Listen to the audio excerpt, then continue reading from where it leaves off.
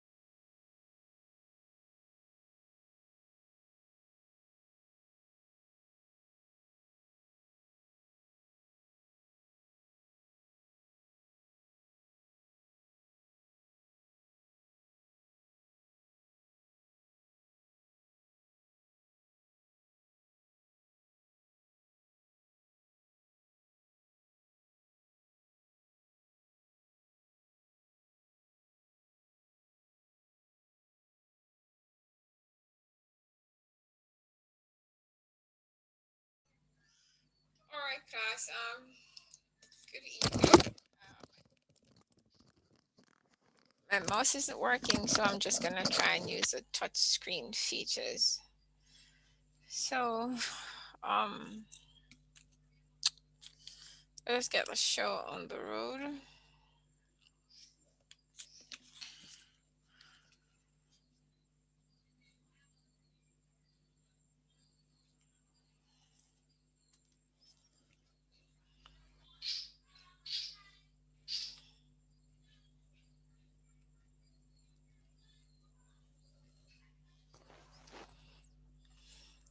Um, where were we for last week, please?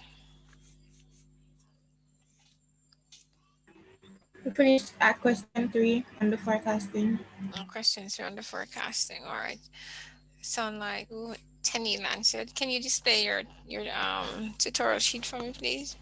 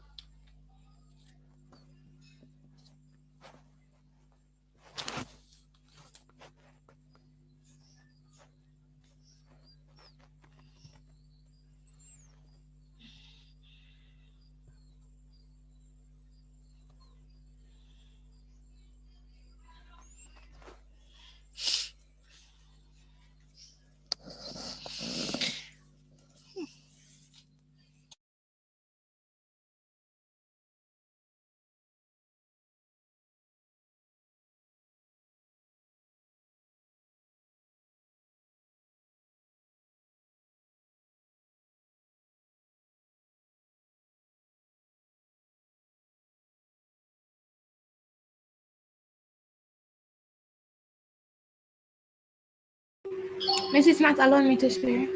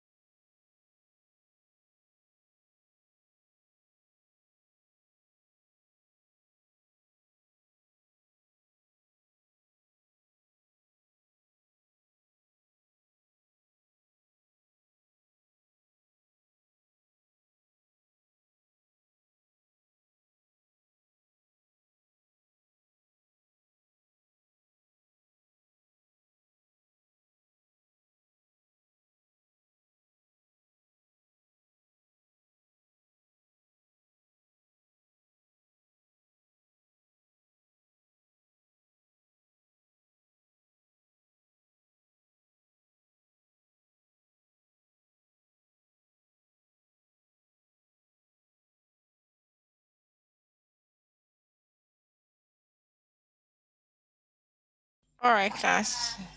So we've finished question 3. We're at question 4. Scroll up to question 4 for me, please. All right, so question 4 says you're to develop the model. Mute it for me, please. I just need to hear that, class.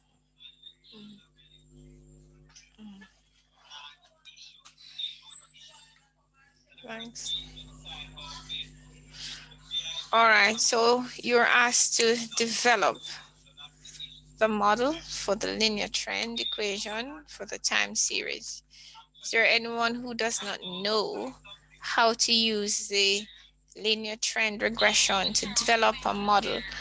You should have seen that in your lecture notes, but let me hear that.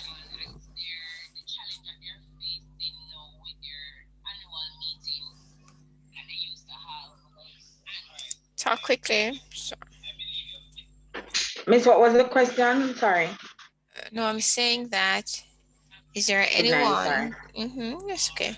Is there anyone who is not aware of how to use the linear trend model to represent the information given in historical data? Because here we're through looking at time series, where we're looking at projecting the trend that exists in the historical data in time. What we're looking at here now is the relationship that exists. No, we're still in time series, as a matter of fact. So if you look at this, it says the year, it gives you 12 years, and then it tells you that you're to develop a linear trend line. Notice there's a linear trend line. It says looking at the movement of the data over time, hence the word trend line. Is there anyone who does not know how to do that? So I just commented and said that you should have seen that in your lecture notes. So anyone has any okay, questions? Okay, Miss, I didn't, to be honest, Miss, I didn't get to look at my lecture notes for this one, so I'd have to go back to that. Miss, I was just going to say the same. Well, you're gonna have to do it now. It seems like it kicked me out of the class. See if you can find it back Never for me, get any please. chance. So I will look at it weekend. I was just going to say the same thing. No, you can't look at it weekend. You have to look at it now. Vanessa, your hand is raised. Look at my WhatsApp. Yes, It's a Miss. guest link class for a BBC class. Yes. Yes, Miss. So I was trying to do it, and I got confused as to when they say equation, like what equation exactly are they talking about? Because I'm seeing only that for the straight line, for the linear part, I thought they were talking about the regression one with the a plus the b x. That's the one that Okay. they're talking about. Because Miss, in there he didn't like show like a question and worked it. It was just like it didn't really make sense to me. It's like overall this topic because there was no like question that was done to show as an example. So I got confused as to what equation what the question was talking about. Okay. Yeah. All right. Give me a second.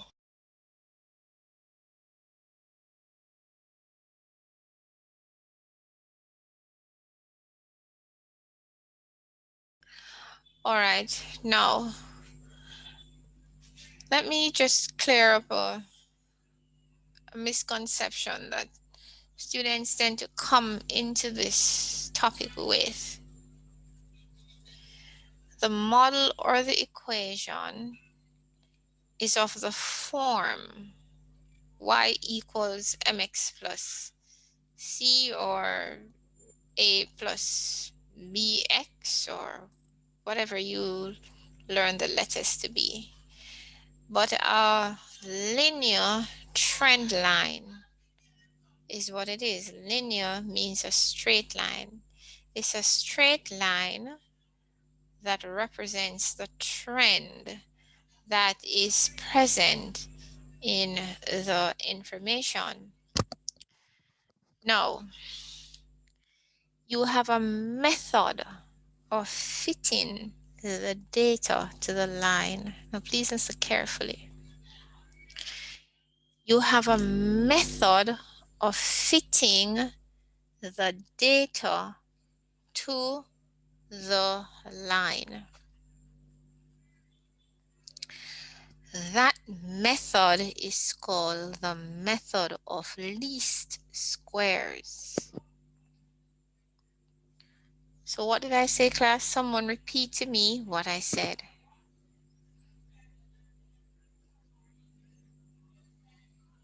Miss, you have a method of fitting the data and it's called least squares. Basically. Now the method of least squares is a mathematical formula. You use it to fit observed data to any line. So if you did physics, if you did bio, you did chemistry, and you needed to fit observed data to a straight line, it's the same method you use.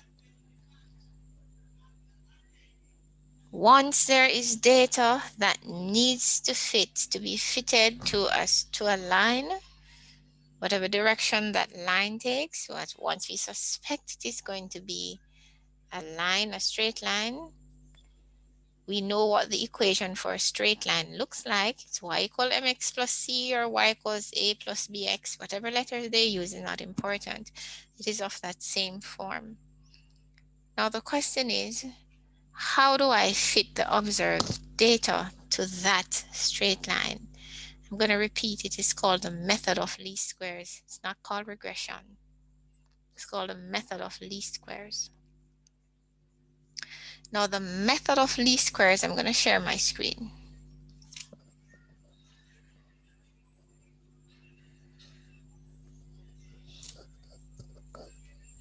Sorry, Vanessa.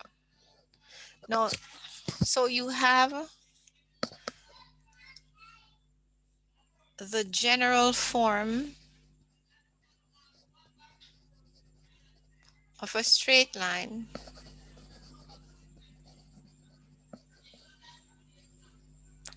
And it's y equals a plus bx, or you may know it from CSEC or y equals mx plus c. It's the same thing, right? We tend to use y equals a plus bx.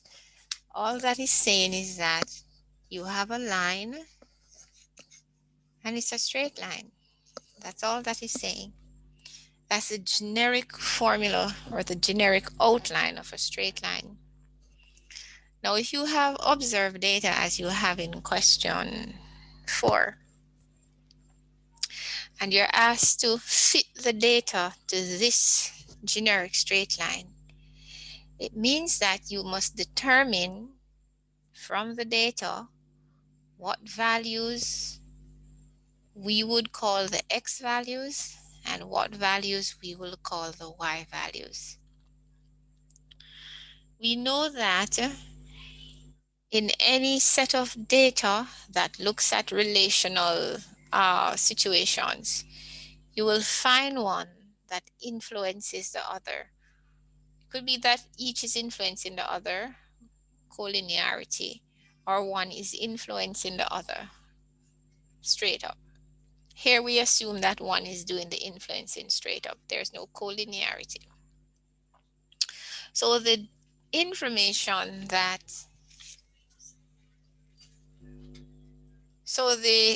in the information, the data points that we assume to be influencing the other one, we call it the independent variables, and that we denote as X. And the one that is being influenced, we call that Y. Now, if you look at the data, it gives you years, 12 years, and then it gives you the observed information over those 12 years. We know that we learned in primary school, time and tide waits for no man. So we know that time is always the influencer wherever it appears. Nothing influences time. Nothing causes time to change. Nothing causes time to stand still unless you're the creator and it tells time to go back as per the story in the Bible. But otherwise, time gets up each morning with the rising of the sun and it marches across the sky and it goes down on the horizon and it comes back around and it marches across again, and we get older or fatter or taller or shorter, whatever it is we get. Nothing impacts time. So whenever time appears in a set of data, no matter how it is denoted, it becomes our independent values, and therefore we will call that our X values.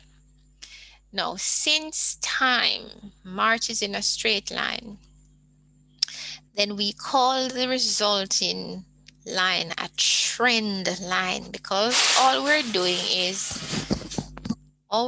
is looking at how the data is trending, is moving over time. Now, once we have determined then which of the pieces of information is our independent variables, then we can safely say the next is our dependent variable. So in the case of question 4, time would be our X values and the observed data will be our Y values. Now, we use those two pieces of data, the X values and the Y values, to calculate specific values for A and B, where A is the intercept of the line on the y-axis and B is the slope or the gradient of the line that we have modeled or determined. Now, the method of least squares.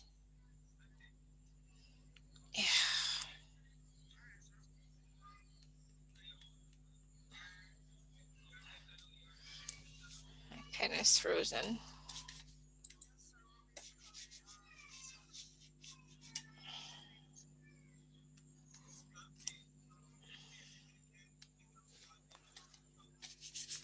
Great.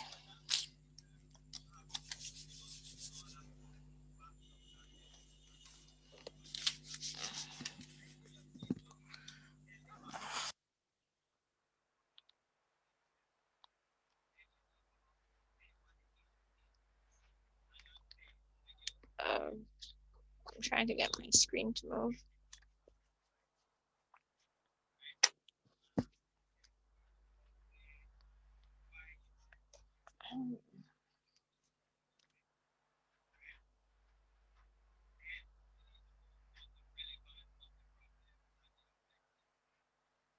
Oh, there. Okay. So the method of least squares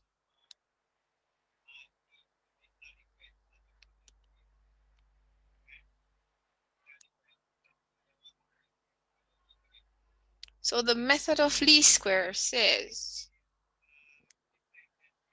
the best way to find values for B and A is to use the following formula.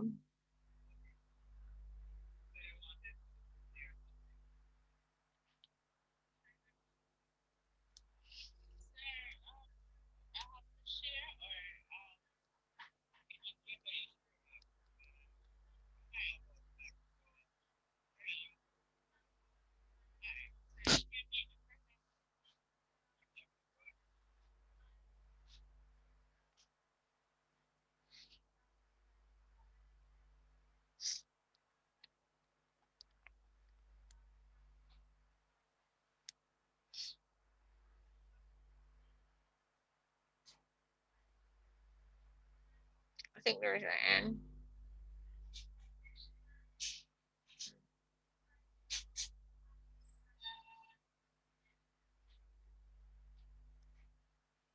All right, you can correct on that formula. I just wrote that out in my head. So you can double check your formulas. Because I just wrote that out in my head and something might have been incorrect. So double check. So look at what I said. Now the method of least squares says the best way to find values for B and A is to use the following formula. That formula. So notice the formula is written in terms of X and Y. And after you've found B, you need the value for B to help you find A. We have defined what B is and A is already. And so you apply that combination of X and Y to get values for B and A. It is not called regression. This on the board is called the method of least squares.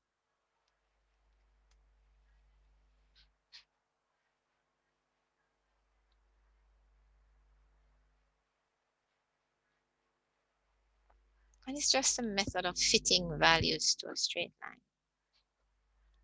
Good. So you have to find B before you find A. yes. Okay.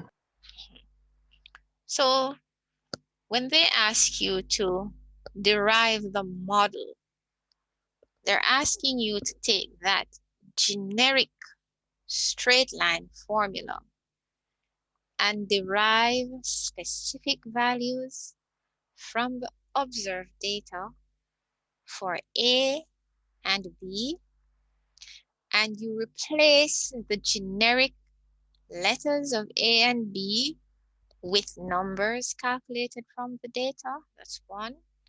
And two, you replace the broad names of X and Y with what they represent in the specific question that you are looking at. So when you're through, you will not see Y, you will not see X, you will not see A, and you will not see B.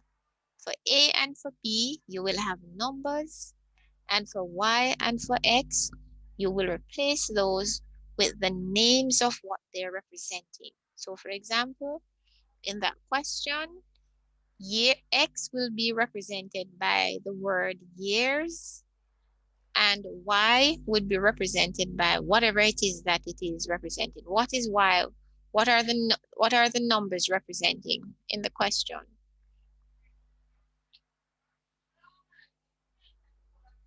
What are the numbers representing? 2 is in thousands. Huh? What? TEUs? Yes, Yes, TEUs in thousands. All right, so that question will begin to look like this. TEUs equals A plus B years. So notice we can determine what the X and the Y represent already. So we have replaced the TEUs and the years with the X and the Y rather, with the TEUs and the years. And the A and the B now must now be calculated. So you're going to get busy. Now you find, and they was having a very spirited conversation.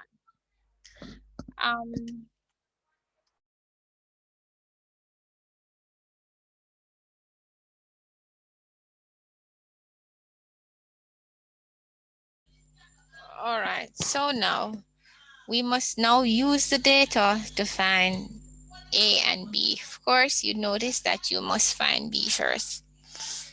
So we find them.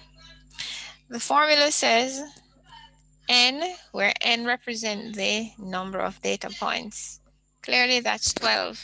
Tells you that there are 12 years of observation. Then it says you must pair up each year and the observation for the year by multiplying them. And then when you have paired them up and multiply them, you add them up. That is what sum of XY means. And then it says you must add up all the years that you have observed and multiply it by adding up all the observations. That is what sum of X, sum of Y is. And then in the denominator, it says you square each X and then you add it up and you multiply by the number of years. And then it says you add up all the years that you have observed and then you square it. So you do that outside of the formula and then you take that information inside the formula. So I will put the information on the other side and then you're going to do that and let me know what it is. So you're going to have... Formula sorry. Mrs. Formula that I saw in the lecture, he had the sum of Y minus B, the sum of X over N. Will that affect anything since your own have X first?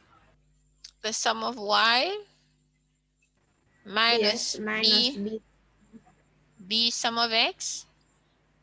Yes. Yes, it will, but let me use that as I said. I wrote it out of my head.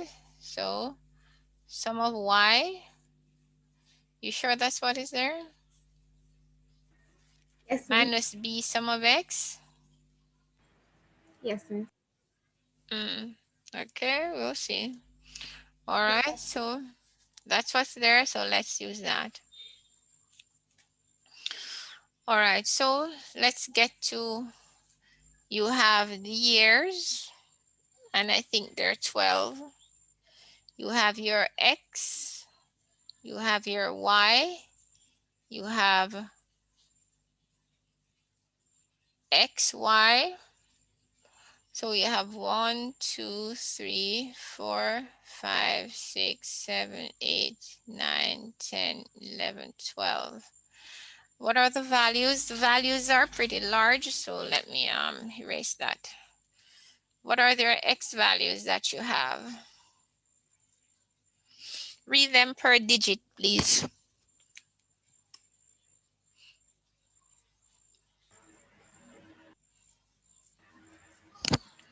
Someone read the values.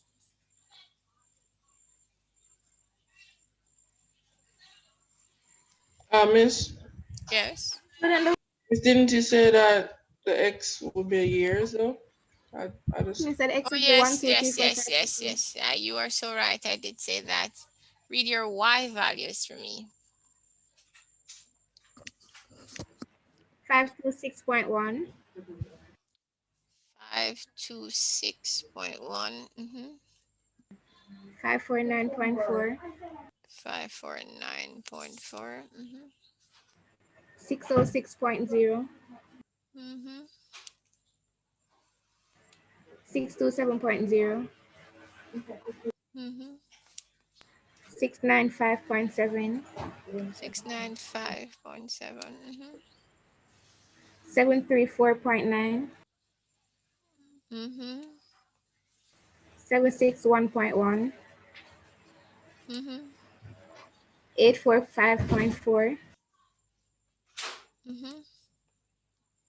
1021.1. No, read it per digit. 1021.1. 1021.1.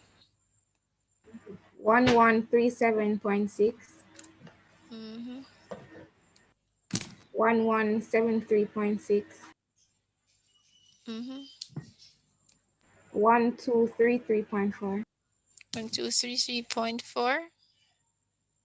Yes, ma'am. All right, so your next column, you're going to have X times Y. So the class is going to do X times Y, and when you're through, you tell me what the answers are. So you're going to have X times Y. Yes, Vanessa? Miss, Hmm? like I did it, Miss, in Excel, Miss. Go ahead, So give me the answers. Miss, can I just share screen, Miss? Oh, no, because I'm going to need to work through the question for those who are not able to do it. So you're going to have to just read the answers for me this time. So just read them per digit. Obviously, the first one is 526.1. What's the next one? Read it, Miss, Vanessa. no, Miss, I can't read it. Why not? Miss, because I'm eating. You're in a class, Vanessa. You're not supposed to be eating at this point. You're supposed to be having all your attention on the class.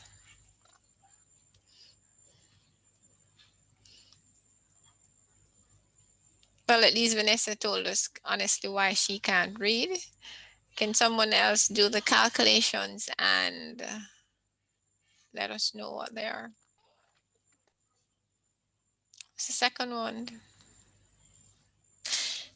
If you don't do that, if you don't speak to me, I'll just put you in group and let you work it on your own. Miss, Yes. Second one. I have it, Miss. You want me to go ahead and read it? Yes, thank you. All right. All right. For year 2, it is 1098.8. Year 3, it is 1818. Year 4, 2508. Year 5, 3478.5. 3478.5. Yeah. Year 6, 4409.4. 4409.4. Yeah. Year 7, 5327.7. 5327.7. Yes. Year 8, 6763.2. Year 9, 9189.9. Year 10, 11376. Year 11, 12909.6. And the last one, 14800.8. 14800. Good. Thank you so much. So now that you have the pairs of x, y's multiplied, then it calls for the sum. So what is the sum?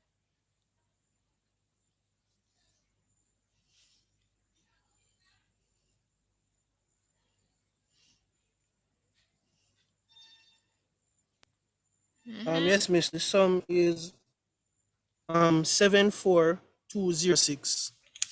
All right, let me change my ink. So that sum is 74206. 06. Flat. Yes, Miss. Okay, thank you. No problem. Good. So according to the formula, we have just done this part. We have paired the x and the y's, multiply them, and we sum them. Now we're going after this part and that part. It says the sum the x's. Here's the x. So what is the sum for your x's?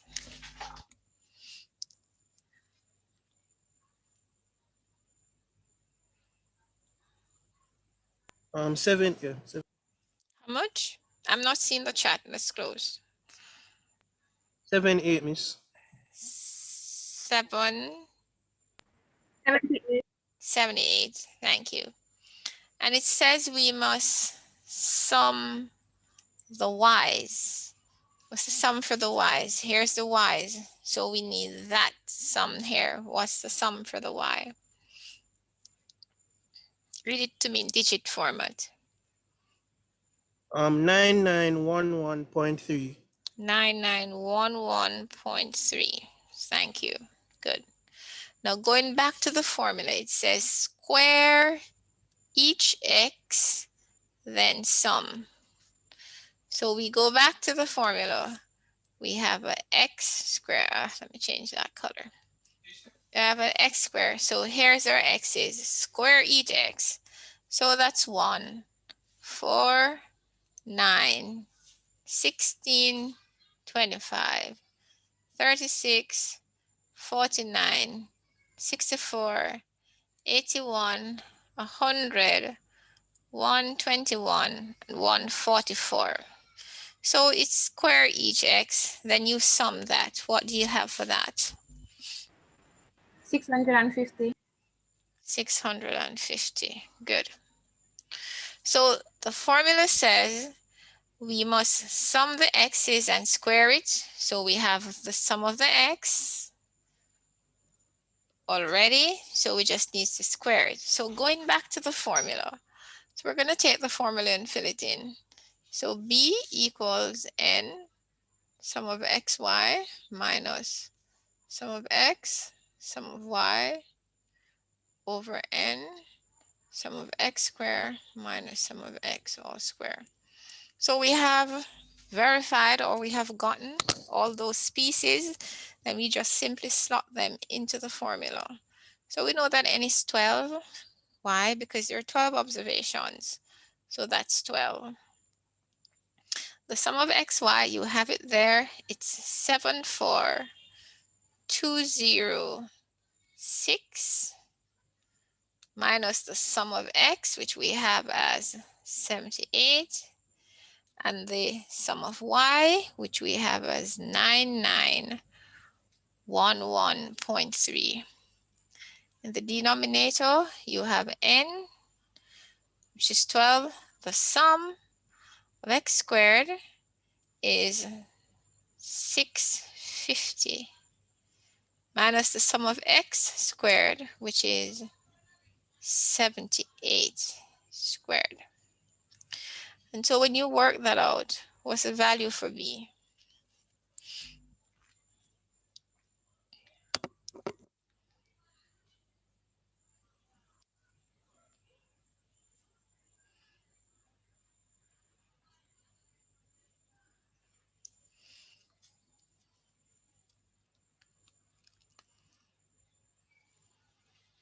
Come class, I need you to Working answer. it out. Working it out.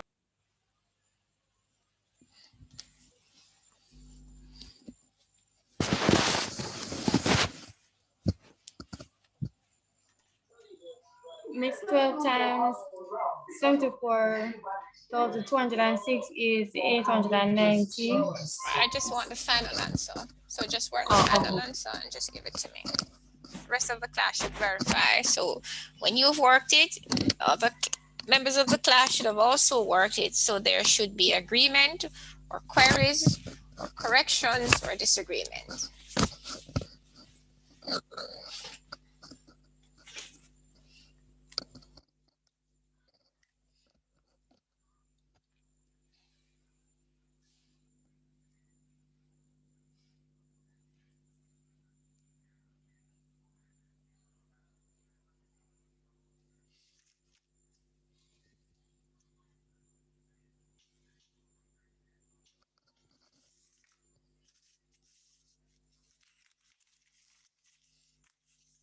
Miss, Mhm. I get 5397. Miss, I get 68.41. Yeah, 68.41. 68.41. 0.41.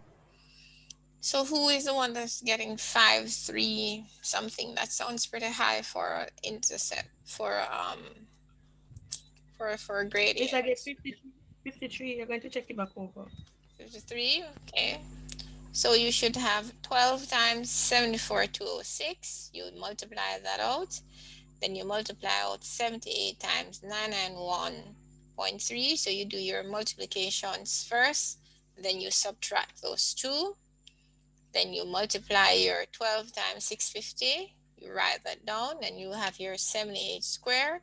You write it down and then you subtract. Then you divide the denominator into the numerator. That's the order of operation. This is 473.86. 473.86 for B.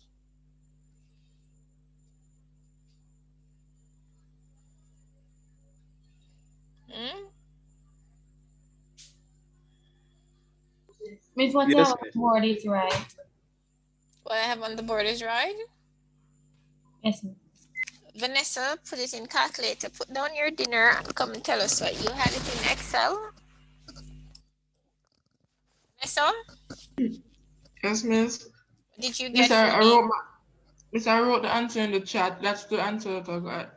Oh, I'm not, my chat is closed because I need to have maximize my space. A lot of the times, the headings, I push them all the way up on the chat is closed so I can get the board to write on. Miss, that is correct. What is on the board? All right, 68.41. Those who have not gotten 68.41. Yes, I got that as well. Good. Double check your answers. Good.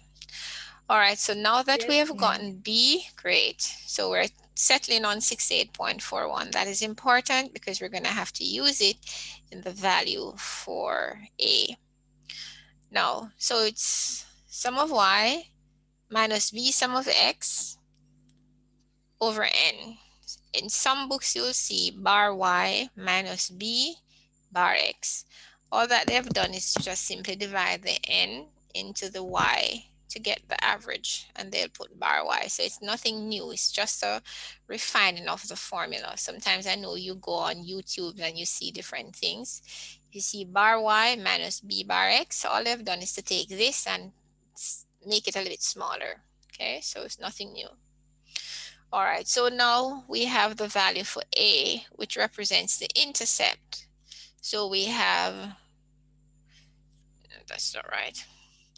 So we have sum of Y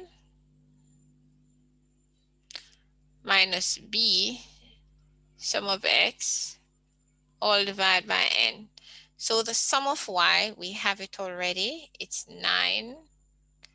9911.3 minus B, which we just have here, which is 68.41. So you see B has to be accurate or A is going to be wrong. Sum of X, which is 78. You do your multiplications first, right? So you're 68.41 times 78, you multiply that out. Then you do your subtraction. And then now you divide by N, which is 12. And what is our value there for A?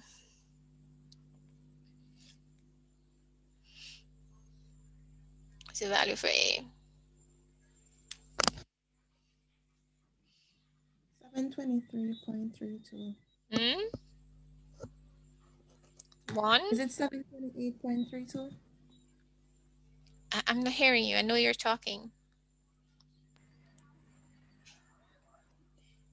Miss, 381. I got 723.33. 723.33. Does the class agree? No. Yes. Yeah, 723.33. That's what I was trying to say. No, sir. No, miss. Sandrika, that no is very strong. What do you have? I have 381.28. Yes, miss, that's what I have. 68.41 times 78 give you 5,335.8. And you subtract that from 9911. Right. Then you divide by 12. Yes. Maybe they forgot to Mrs. divide by the 12. 381. 381 point how much? 28. 28. 28. Right now, Miss, can you do it and confirm, because I'm Miss it. getting along with some other persons 723. no, the 723 is Miss, too high. We'll confirm in a minute. It's okay. I'm We'll getting the confirm. 381. I'm getting the 381.2.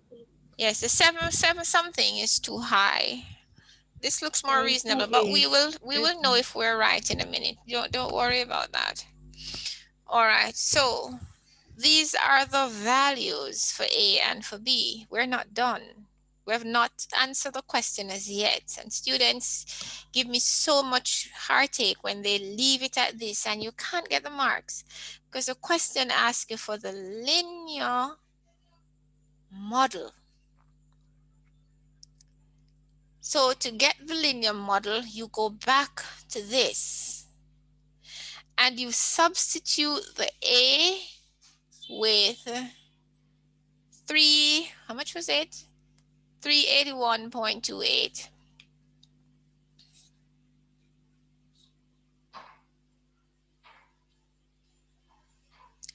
And you sub whatever the B with 68.4. Good. So this is the answer to the question. This is the linear trend line. This is the linear trend line. That is what they're asking you for. Good. Now, we want to know if we're correct. Now, was it this class I told last week to make sure you brought devices that you can manipulate in Excel? Yes, ma'am. All right, so we're gonna make Excel tell us if we're right. Now, I'm gonna try sharing my screen. As I said, my mouse isn't working, but I'm gonna have to use a touch screen and hope it functions. Now, I'm going to open an Excel sheet. And you're gonna open an Excel sheet and you're gonna, hold on, you're gonna open an Excel sheet. And you're gonna input these pieces of information in 2 columns on the X and Y in Excel. That's all you're gonna put in there. Do not put anything else in there. And you're gonna put it vertically like how I have it listed. So you're gonna open your Excel and you're gonna input these 2 pieces of information. Then we're gonna see if it's correct. All right, good. So let me see if I can get mine up.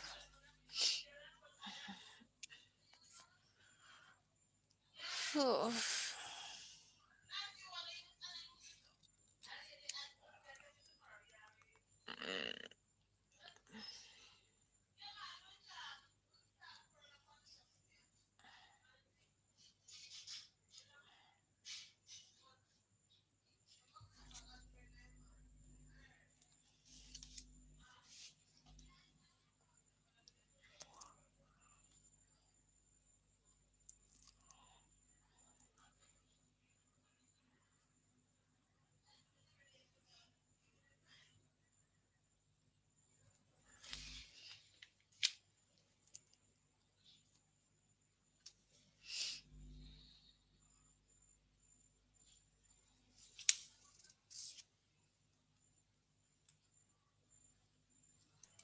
Miss Right. Ray? We're all Yes. seeing my Excel spreadsheet. Yes. Miss, I think the reason why people are getting 7, because I 700 and something, because I got 723 was maybe because they had 18. They Yeah, timed that's it what by I was 18. gonna say. Right. It looked Yeah. like a 18 instead of 78. Oh, okay. All right.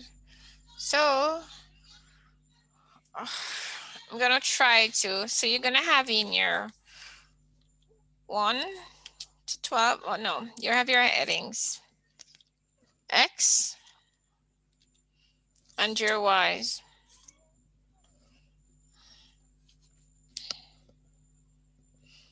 And you're going to put in your data. And somebody read to me what, oh, let me just put in the 1, 2, 3, and then somebody read it back to me, please.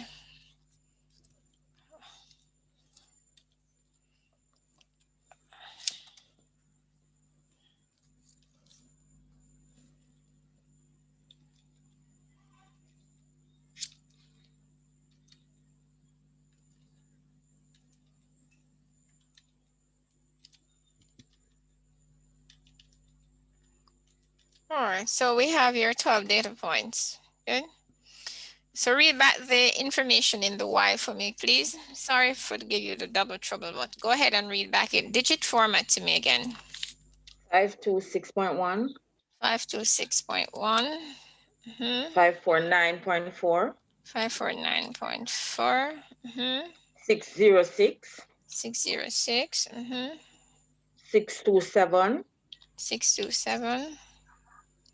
Hold on, you're sure? Hold on, that 627 doesn't have any decimal behind it. No, miss, 0.0. All right, go on. 695.7. 695.7. 734.9. 734.9. 761.1. 761.1. 845.4. 845.4. 1021.1. 1021.1. 1137.9. 0.6, sorry. So it's 1137.6. 1173.6. 1173.6. And 1233.4. 1233.4. Thank you, Sandrika, right? Okay. Good. So what we're going to do, we're going to use the regression package. So the regression package here really uses the method of least square. So to do regression or to do a trend line, they both use the method of least square. Anything that fits data to a straight line uses the method of least square in any topic, in any subject. So this that we're going to use in Excel uses the method of least square for us. So we're going to load that software. You're going to click on File. Or if you have the Microsoft button in the top of in the top left-hand corner, you click on the Microsoft button. So you click on File, or you click on the Microsoft button. Either way, you should get this screen where you have the green bar in the left-hand side of the screen. Are you seeing my screen where you have the green bar in the left-hand side of the screen? Yes, miss. Yes, miss. Now at the bottom, you see account feedback. You'll see options. You click on options. You'll see Excel option, or you see options. Which one? You click on it. Miss? Yes. All right. I think you have 212 in the A column for the years. Oh, one should be 11. Yes, one should be 11. All right, I'll correct it when I get out. All right, thank you. All right. Now, do you have this medium screen on your screen? This dialog box open. Yes, ma'am. Good. Now to the bottom, you see, reading from the bottom, you see Trust Center and you see add-ins. Do you see add-ins? Yes, ma'am. Yes, ma'am. Click on add-ins. When you do not click OK, just click on add-ins. When you click on add-ins, your screen to the right changes. Do you see that happen? Yes, ma'am. Good. Yes, ma'am. Now, in the right screen where it says View and Manage Microsoft Office add-ins, Then you see add-ins, name, location, blah, blah, blah. You're going to see analysis tool pack. You want analysis tool pack. Do you see analysis tool pack? Under the inactive thing, Miss? Yes, it says Or the active. add-in? No, it says add-ins. It says active application add-ins. Then you see analysis tool pack, etc. and so forth. Yes, ma'am. Good. Yes, ma'am. Now you click on analysis tool pack and click go, not okay. So you click on analysis tool pack and then you click go. And a smaller screen appears on your, a smaller dialog box appears on your screen. Yes, ma'am. Good. Now, if there is no tick beside analysis tool pack, if you look at my screen, it's highlighted in blue, but there's a tick in the box to the left of analysis tool pack. So if you do not see a tick there, you tap or in the box that is to the left of analysis tool pack until the tick comes in. And then when that happens, then you click OK and it will disappear off of your screen.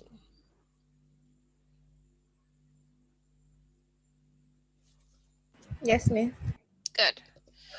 Now, darn it. Miss? Yes. Somebody in the chat asking if you know how to do it in Sheets, Google Sheets. No, I've never tried Google Sheets. I do not know what the commands are like in Google Sheets. Can you repeat this again, Miss? What you explained just now? Where do you want me to explain again? Because I was trying to find my Google Sheets, but you're gonna have to wait until we go back. We're gonna finish, and then we go back again. All right. So just hang on. So we're gonna finish this, and then I just run through it one more time. Okay.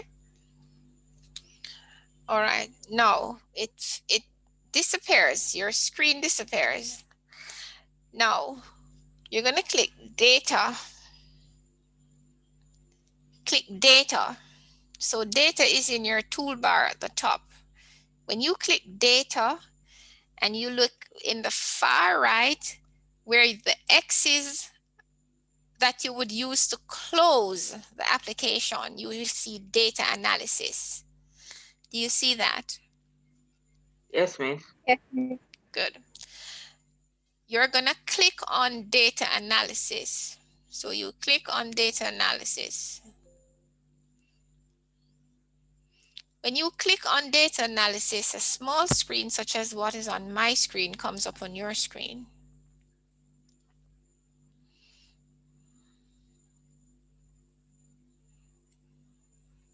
Are we there? Yes, ma'am. Yes, ma'am. Good.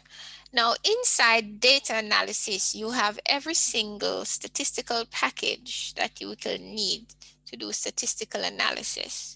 So if you look, you see ANOVA, two-factor, with replication, without, you see correlation, you see covariance, descriptive statistics, exponential smoothing, F-test, two-sample for variance, Fourier analysis, histogram, moving averages, and you scroll down, you're looking for regression.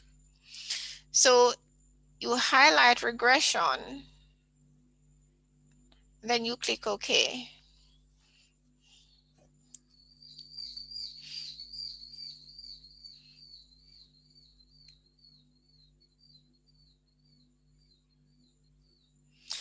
Now, when you've done that, great, the regression screen comes up. So what this is going to do is to use the method of least squares and do the work for us. Now, let me see if it will allow me to make the correction. So that should be 11. Miss, question before you continue. When you click on the data, what do you click on? Data? Yeah, after data, what do you click on? Data analysis is to the far right, under where the X is, as though you're going to close the application. Yes, I'm finding that. Look to the far right. Look on my screen. You see, look where, suppose I say to close X, where would you go? To the X, right? Miss, I'm using Google Sheets, sorry. Oh, well, no, I don't know what's on your Google Sheet. Okay. Where are you on Google Sheet? What are you seeing? I'm just gonna click this. I'm seeing sort sheet, so create a filter, views, add a slicer, protect sheet and range, You have name add-ins? range, column. No, none of those. That's descriptive data. Do you have add-ins on your Google Sheet? Yes, and get add-ins or manage add-ins. All right, click on add-ins and see, tell me what you get.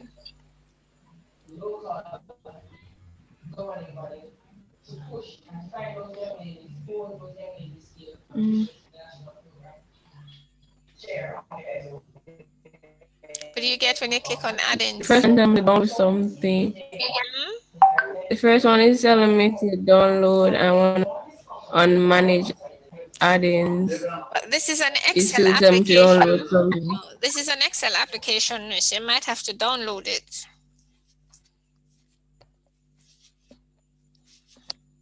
Okay, miss. It's a proprietary application. It's not an open source. It's a proprietary application. So you might have to download it specifically. Good. All right. So now, where it says input Y range, our Y's should be in B2 to B13.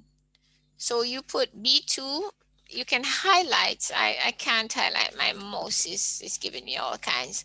So make sure you click in the box. There you see my pointer is blinking in the rectangular box that says input Y range. So your mouse or your pointer should be in that white rectangular box. Then you're going to specify the range. You can just click on the first entry under the Y column and drag your mouse down to the last entry. I can't demonstrate because my mouse has decided to quit on me. So what I'm going to do, I'm simply going to specify, I'm going to write B2 to B13. Good. So you can either type it in or you can click and drag and it will tell you. Sometimes you'll see the $ come up, it's just fixing it. All right. So we have told it where the Y range is. That is, we've told it where the data for Y's are. Next thing you go and you click into your input X range rectangular box. Is everyone with me? Except the person who's trying to use Google Docs. Yes, ma'am. Good. No, miss. Miss, no, miss, but I'm just watching. All right. When it says now to input your X range, you're going to do the same thing. Since I can't click and drag, you can either click on the first entry, the first number. You do not pick up the headings, which is X and Y. So you click the first entry under the X column, which is 1, and you drag it down to the, mine is going to be incorrect because I have 11. It's not going to allow me to correct it until I'm done. I would have to close. So my answer is going to be incorrect. So please bear that in mind because I should have had 11, but I have 2 12s, but you will get the correct answers, right? So my data for X is at A2. So you put in A2 and it runs to A13. So you put A13. Good. So what we've done is to specify where we find the information that we just worked with by hand. We're telling the statistical package that it should look in column B from cell 2 to cell 13, and it will find the data that represents your Y observation. And then it should look in A2 to A13, and it will find the data that will represent your X observations. Good. Now, when you're doing statistical tests, you test at a confidence level. So you have a confidence interval and you have confidence level. They're two different things. So we test at the confidence level that is what we call the default. So when you click now in the little box to the left of confidence level. There, I just click in it and a blue tick appears. Not only that, to the right, you see the 95% comes up very bright. So it tells you that we're 95% confident that the information, that the results that we're going to get is correct, right? Or fits the progression of the data.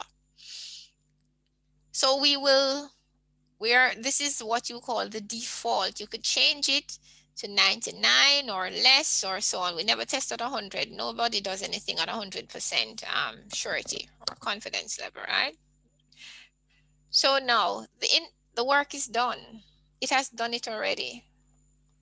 So all the calculations that we did, that has been done with those 3 steps. Now we want to see that result. So when we're going to tell it now to show us the result. Where it says output options, you're going to click in the little circle that is to the left of output range. So you're going to click in the circle that is to the left of output range. And that now allows us to write in the box that is to the right of output range. See, my cursor is blinking there. And so we're going to tell it to show us, to write the results for us.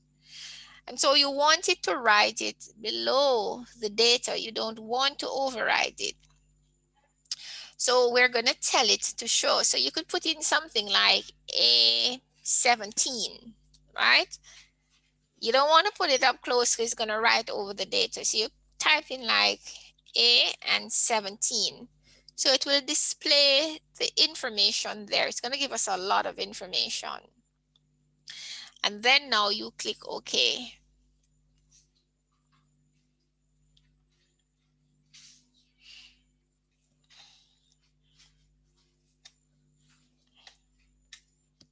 Mine's taking a while to come up.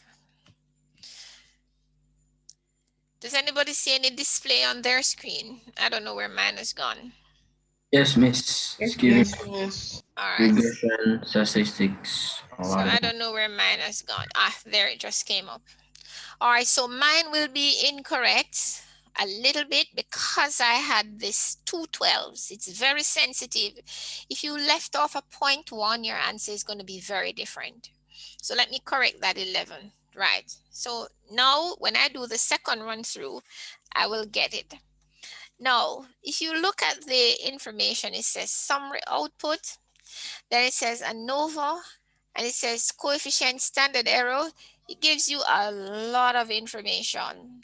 So when you're doing statistical analysis, almost all the pieces that you need are there. It's just for you to be able to read it. All right. Now, what is it that we're looking for here? We are looking for the information that we worked by hand on the board. So we're going to write our linear equation. So this is the cheater's way to do it. Cheaters in quotation, right? Not a bad cheating. So if you want to check, here you say, it gives you all the information. So we know that Y represents your TEUs, right? So let me, it's not allowing me in my drawing tools.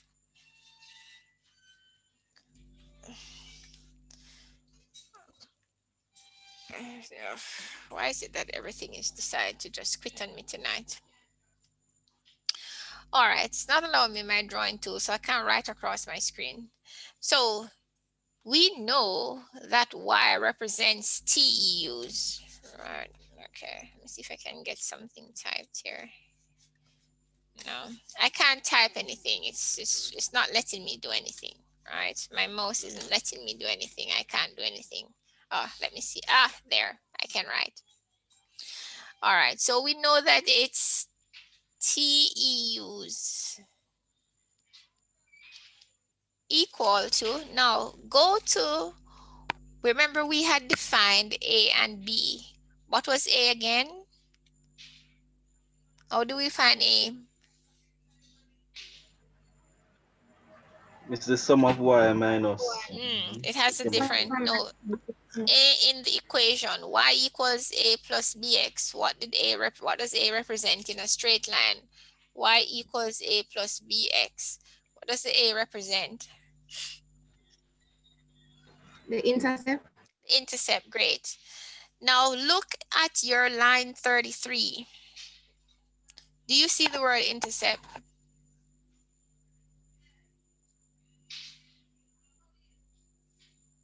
Yes, miss. Good. Now look under the heading coefficient. Do you see that same information that we just worked out by hand? Yes, miss. What do you see there? 381.28. So we were correct. So we know that the intercept is 381.28. And now what does the B represent?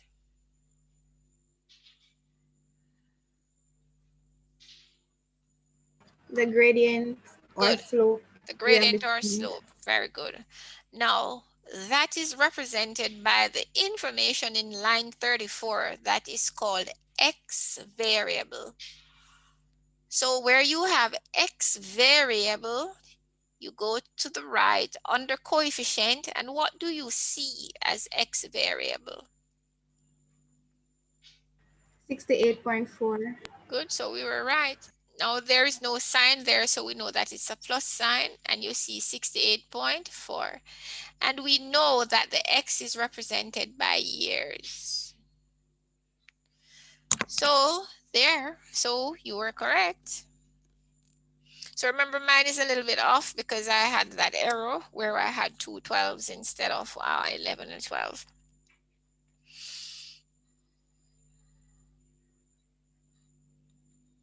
Any questions?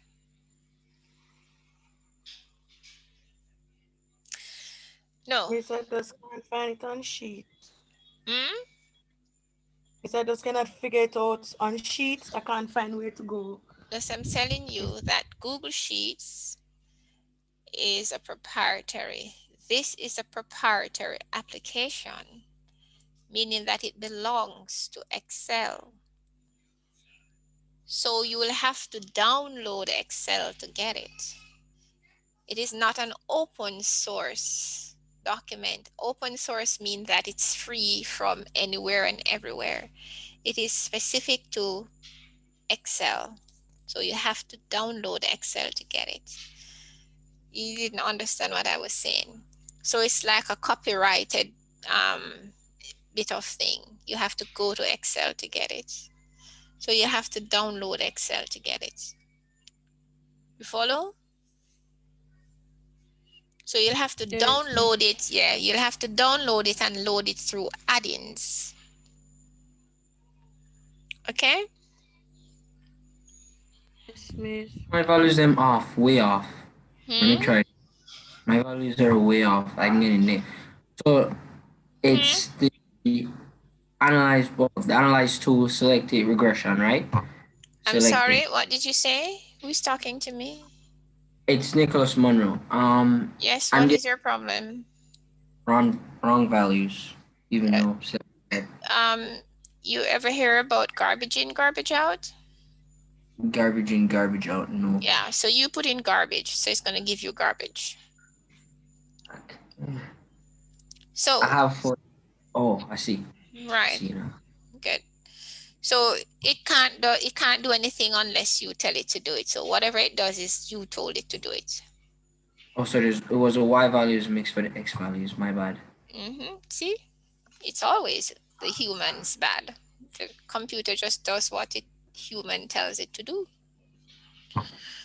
All right, so we have used the statistical application in Excel, powerful applications, you can use it for many things, to do the same work that we just did by hand. No, so that's part A of the question, A or B. So we've used the handwritten way. You must know how to do it. Otherwise, you don't know if the computer is telling you foolishness. Good. So you must know what to do if you have no computer in front of you. You can't just use the computer as a black box. You have to know how to read the black box. Good. Now, that is the linear trend equation. So this is your linear trend equation.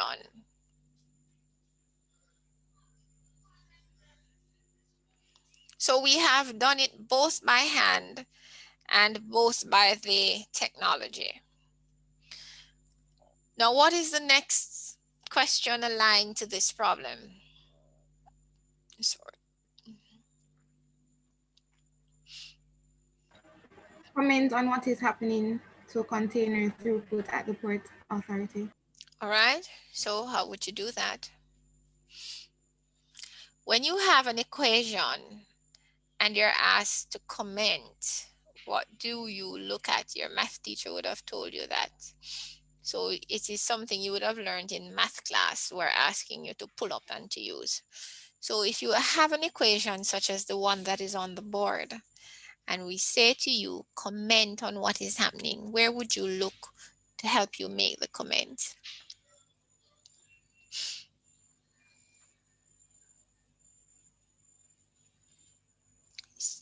Come and try. It's not a if you're right or wrong or who is brilliant or not brilliant. It's a matter of effort. It's the coefficient? The coefficient. Coefficient, yes. So why the coefficient? Who answered? Let me see. Who answered me? Carl. Okay, Carl. Thank you. Why the coefficient, Carl? Yes, it gives you the values for X and Y. Near. I'll try again though. It does that, but that's not what I'm after. Try again. It's there, Kyle. Just dig around a little bit more. It is the coefficient. You're looking at the coefficient. You're looking in the right place. But what about the coefficient? What about the coefficient will give you the information you need to comment? What about it? Think, class. What about the coefficient? It also gives the values for the what is it, the A and the B. All right. Let me just give you a little help. The sign of the coefficient is what you're looking for. Why the sign of the coefficient? So I tell you what you're looking for. You're looking for at the sign of the coefficient to help you to comment. What does the sign of the coefficient tell you? So you're correct, is the coefficient you look at. Specifically, you look at the sign that the coefficient carries. Why? Miss, it tells if you're making a profit or loss. Quite, but you're trying. I like that you're trying. Try again.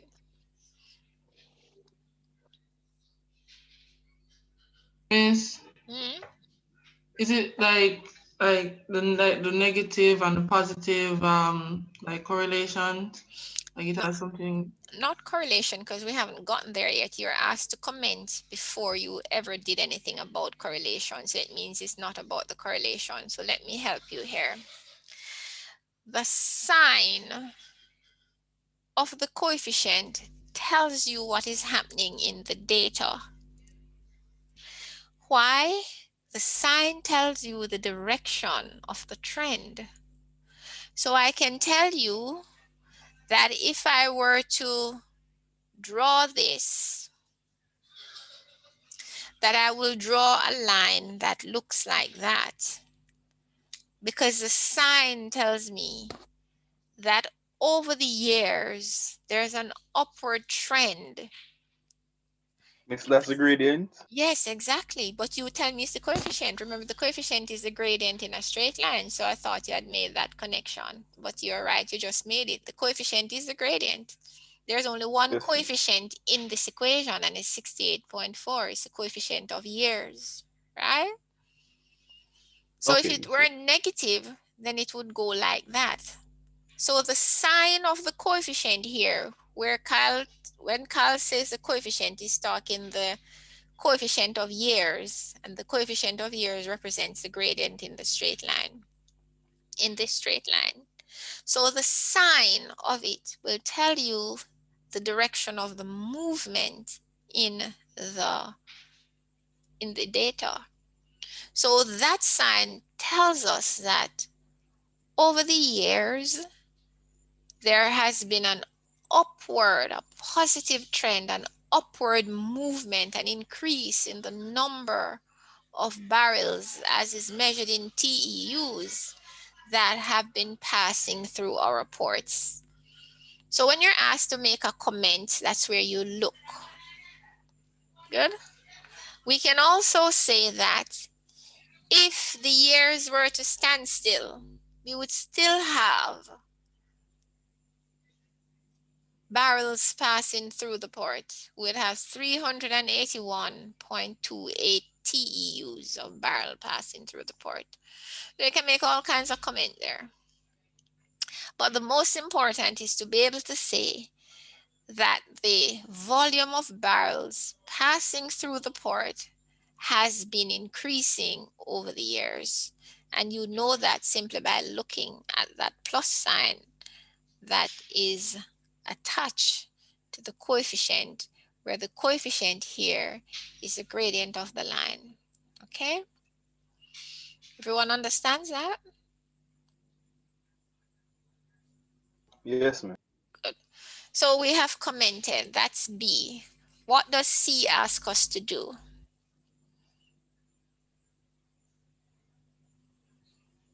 Calculate the value of the product moment coefficient or correlation of correlation. All right. Comment on the comment of the relationship between the independent and the dependent variable. It says to calculate it. So we're going to do two things. We're going to calculate it, and then we're going to come back to this, and then we're going to find it. All right. So we're going to go back to our whiteboard. Now, so here is, so if you're told to calculate it, what do?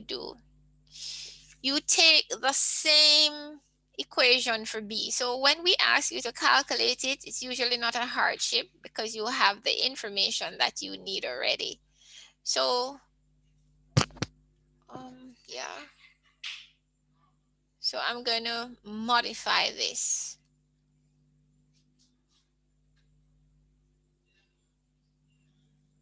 So we go back when you're asked to calculate the correlation coefficient. You take the B. It's no longer going to be B. It's going to be R, right?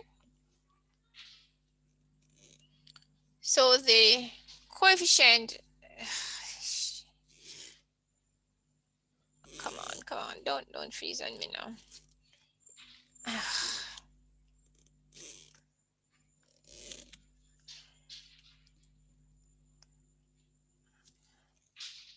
Right, so we're going to change this from the B formula to the formula that allows us to calculate the coefficient, Pearson's product moment coefficient of correlation, because there's two, there's Spearman rank, right? But this is the Pearson's product moment coefficient of correlation. We take this and we transform it by doing two things to it, or three. We enclose the denominator in a square bracket.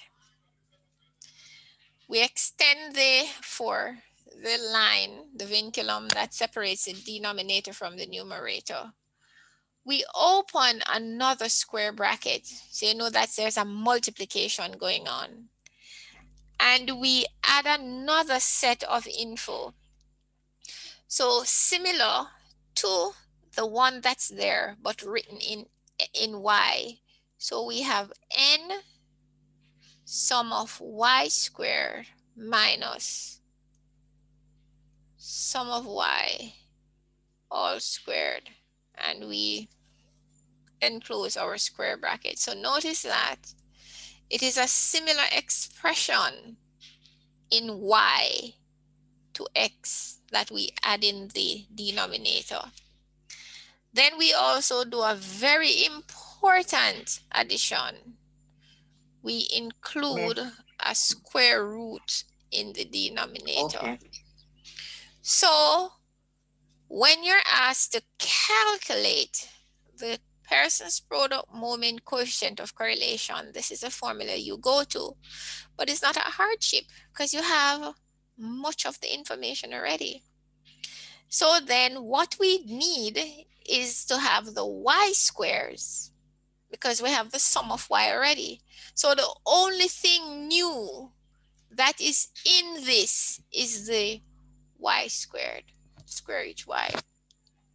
So if we go to our formula, all we need is a column that says y squared. That's all. But the y's are pretty massive. So if you're up to doing them massively, then you can do it quickly for me. Now, Vanessa, now you're finished eating your dinner. Did you have the y square in your Excel sheet? Yes, miss. All right, you can read them now. Okay. I mean, there's some large numbers, 6 Yeah, digits. I know. Yeah, they are.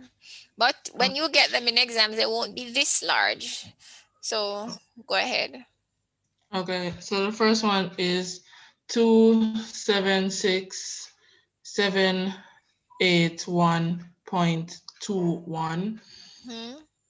Then it's 301,840.36. Then it is 367,236.0. And then it is 393,129.0. And then it is 483,998.49. 483,998. Yeah, 483,998.49. 49. And then it is 540,078.01. Then 579,273.21. So then 714,701.16.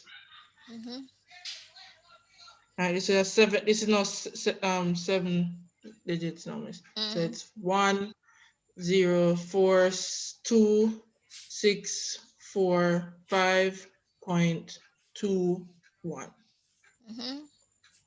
Then it's 1294133.76. Then 1377336.96. And the last one is 1521275.56. Good. So there are some massive numbers. But we need the sum of that. What's the sum?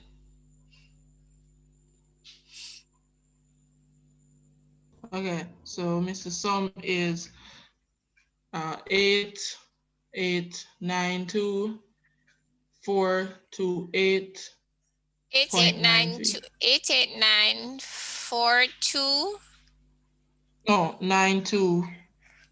889. 242. 8.93. So it's 8892428.93, right? Good. Thank you. Yes, ma'am. So that's the only new bit of information to the problem. We have everything else. So we're gonna go calculate our R.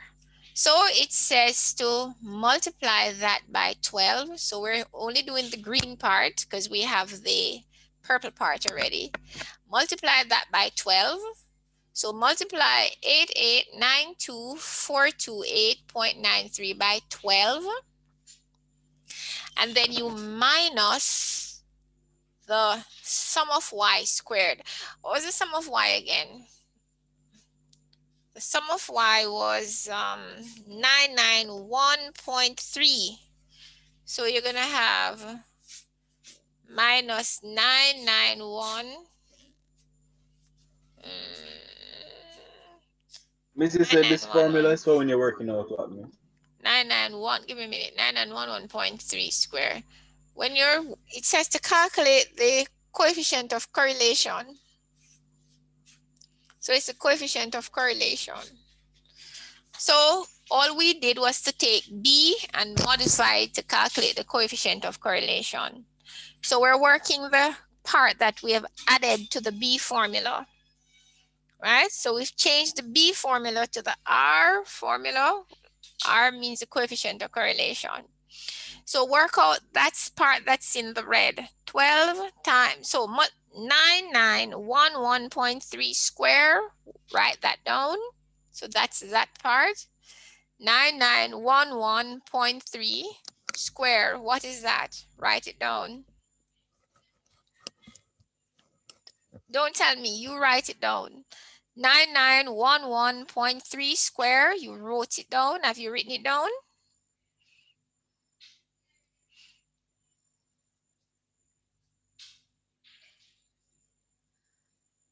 Yes, miss. Good. Now you must multiply 12 times 8892428.93 and write it down. And then you do the subtraction between those two.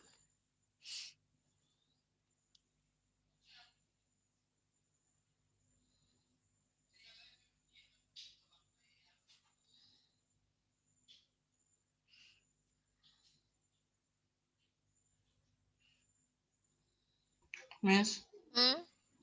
It's supposed to be a large number, correct? Yeah, man, it has to be a large number. Because the one that you gave me, 2467, was a 7-digit. You're going to multiply that by 12. And then you're going to subtract from it 9911.3, which we have squared. So you should get a big number. Okay. Miss, I got 84752 79.47. All right. Now, the n sum of x squared minus sum of x all squared, what did you get when you had done that piece when you were calculating B?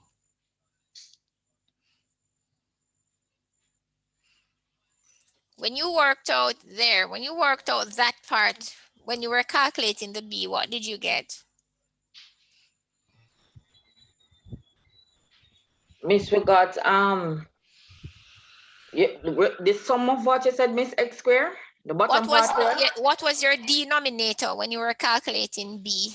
What was the denominator? 1716. Yeah, good. So you have to multiply that now by what you just got in the green bracket. In the green bracket.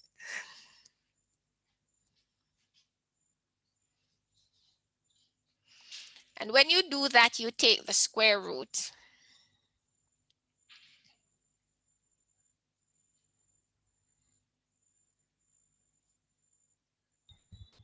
Miss, I get 120596.76. Write that down. What was your numerator when you were calculating B? What did the top work out to be?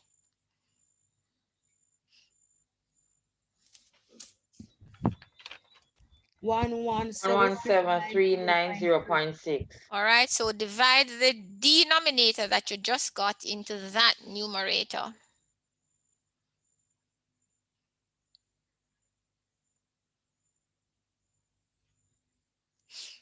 Do you get?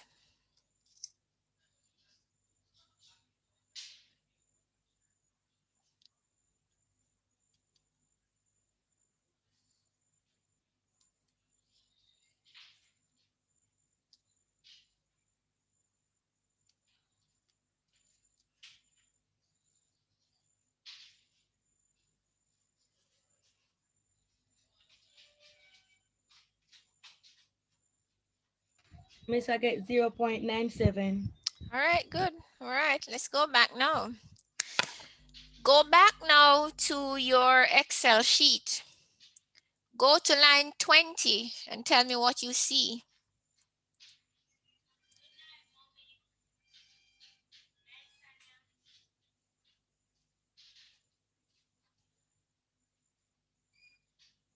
Look back at your Excel spreadsheet. Go to line 20. You should be in line 20 because we have all used the same cells. 0.92. What did you just see? 0.97. The same number that you just got. So then you know what the computer did to get that 0.97. That's exactly what it did, what you just done. So that 0.97 now multiple R therefore, yes? Miss, what I use a different column, but I got the same. Is multiple R you're looking at? Exactly so. Okay. Good. So you know what the computer does when you ask it to calculate the correlation coefficient. That's exactly what it does, what you just did. And so to find the coefficient of correlation in your Excel spreadsheet, you always look at multiple R. So not only can you pick it up off the Excel spreadsheet, but if you have no Excel spreadsheet, you can put pen to paper and tell the computer it has nothing on you. You know how to do it. So it says, now I'm going to tell you something about this multiple R. The multiple R is the correlation coefficient. The correlation coefficient give you information to comment on two things about the equation. Good. The multiple R tells you about the strength of the relationship between the two variables under consideration. And it also tells you about the direction of that relationship. When we were asked to comment, what kind of a relationship were we seeing? What was the trend line we were seeing? Negative or a positive trend line? Positive, Miss. Positive. Good. Now we looked at the coefficient to determine that positive trend line. So the sign of the coefficient must be the same sign of the multiple R. If they're different, you must make the multiple R the same sign as the coefficient. So if the coefficient were negative, you will always see a positive sign for the multiple R. You must report it as negative. You will never see multiple R other than positive. But whether or not you must report it as positive or negative depends on the sign that your coefficient, X variable in this case, carries. Is that clear?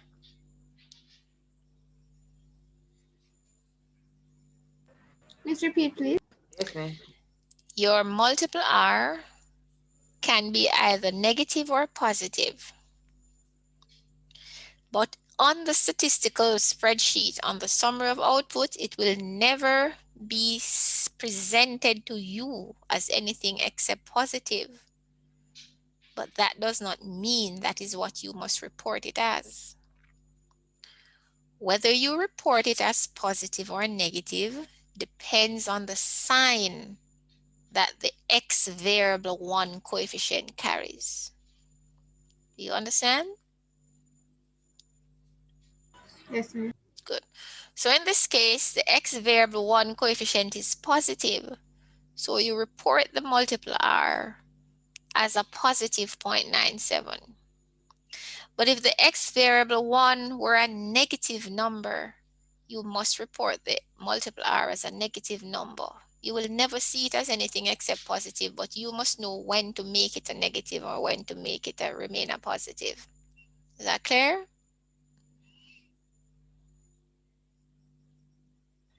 Yes, miss. Good. So your multiple R, 0.97, your coefficient of correlation. Miss? Yes. Miss, when will we know, I don't know if you said it, when will we know when to make it a negative or a positive? You said we must know Someone when. tell Vanessa for me now. Look at the coefficient and whatever sign the coefficient is. Okay. All right, thanks. Good. So your multiple R lies between -1 and +1. Means you can have perfect positive related variables, perfect negative related variables, or most likely it falls somewhere in between positive and -1, usually some fraction or a decimal number. Now, the sign simply tells you the direction. So if you have 0.97 and you have negative, so if you have positive 0.97 and negative 0.97, the sign simply tells you the direction. The 0.97 is 0.97, whether it's negative or positive. So let me say that again. The sign of the multiple R simply tells you the direction of the relationship. So it's a positive relationship. So the next piece of comment now you must make is about the strength. 0.97, whether or not it's negative or positive, is near to 1. So that's a very strong relationship. So you will have a very strong positive relationship. And that's how you use the multiple R. All that means is that almost always, when you see one, you're going to see the other going in the same direction. It's like if you take the bus 5 days a week, you go out to work or to school when you could go to school. If you take the 5 o'clock bus or the 6 o'clock bus, chances are the faces that are on the bus pretty much are the same day in, day out. That's a very strong positive relationship. You're just going about your own business and the people who you see are going about their own business too. So that's what we mean when we talk about correlation. They appear together going in the same direction, or they appear together going in opposite direction. Good. Opposite direction would be if they are negative. Now, there's a saying that correlation does not mean causation. Not because you and the person end up on the bus at the same time or in the same taxi every time in the morning you go there. Doesn't mean you and the person have anything going on at all. Doesn't mean you're causing the person to be there or the person is causing you to be there. That's simply correlation. Right? Don't mean anything. So, to determine if there is a causation, though, we look at another variable. What do we call the other variable? The what?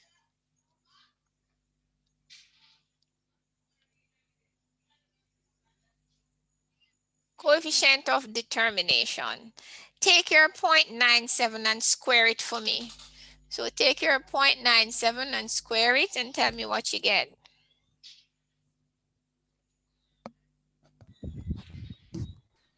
Zero 0.9409. Good. Now look at your line 21. Tell me what you see.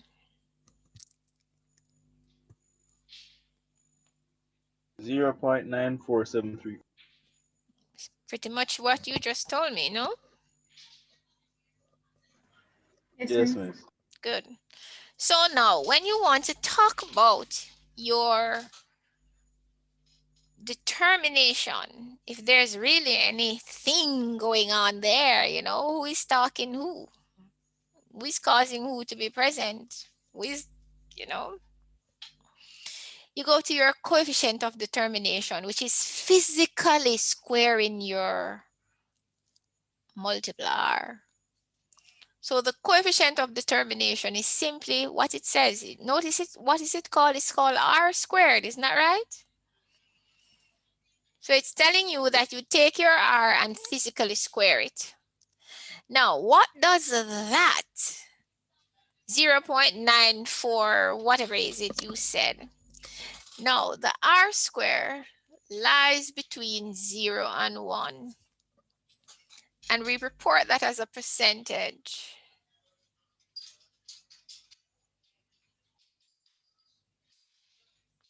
So your R square can be no determination. Nobody is stalking anybody. Or somebody's 100% stalking somebody. Or you're just looking at the person out of the side of your eye. You know. So our R squared is 0.94. What was it? 0.94 what? 0.94. Huh? 0.94. 0.94. So report that as a percentage. Good. 94%. Yes. 94.09. 94%. So we say that 94% of the changes in TEUs is as a passage of time. 94% of the changes in the volume of barrel passing through the port simply because of the passage of time. Yeah, well, there's more behind that because the passage of time would probably mean more. Everybody has a cousin, auntie, uncle gone a foreign, so they send you back barrels, right? But that's for the economists to figure out. So this 0.94 is reported as a percentage, and it means 94% of the changes in your TEUs, that is your dependent variable, is as a result of changes, in your independent variable, which is time. Any questions? So let's go to the questions now that you're asked on the paper. We have done we calculated the multiple R by hand, and we came to the Excel spreadsheet and we found it. So we can tell Excel, we know how to do that, right? It also asks us, what does it ask to comment on what this multiple R means? It means you must make 2 pieces of comment: strength, direction for your multiple R. Now, what's the next question?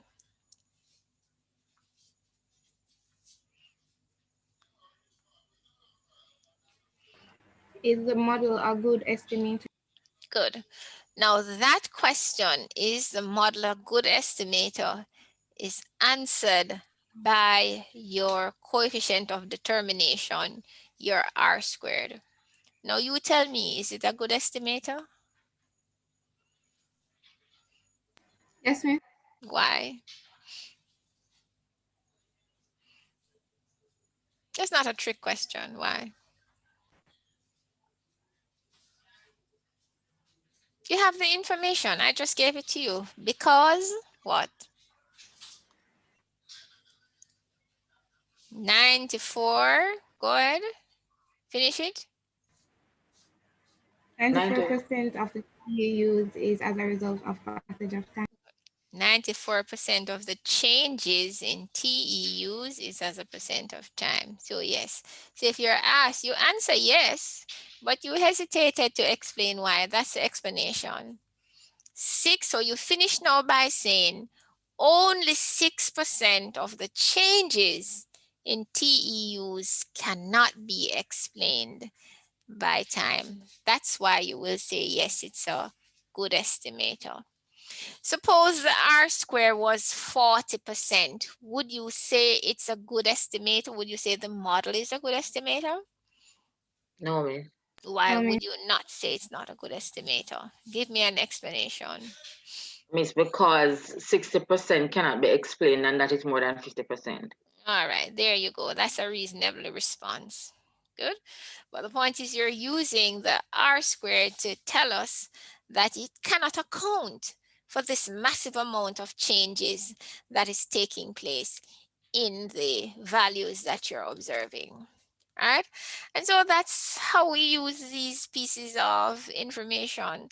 So when you're listening to your econ teacher or somebody, some politician talking, these are the same ideas they're using. They run it through Excel and they take these and they come and they sound very learned. So you can be very learned too. So we know how to do it by hand. And we know how to use the technology to give us the questions pretty quickly. So you can both do it by hand and you can both do it by the technology. All right. Any questions?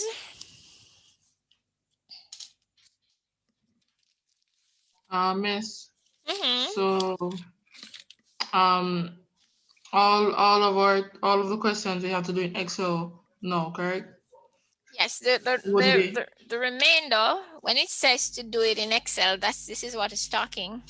Not for you to work it up in Excel like I suspect you did, like writing up the columns X and Y and typing in the formulas. I suspect that's what you did. No, because I just paste it from Word. But no pasting. This is what when it tells you to use Excel, this is what it expects you to do. Okay, so we use the data analysis thing. Yes. Okay. I have to listen back this. This was a lot. Yes, it can be, but it's not hard. It's just practice.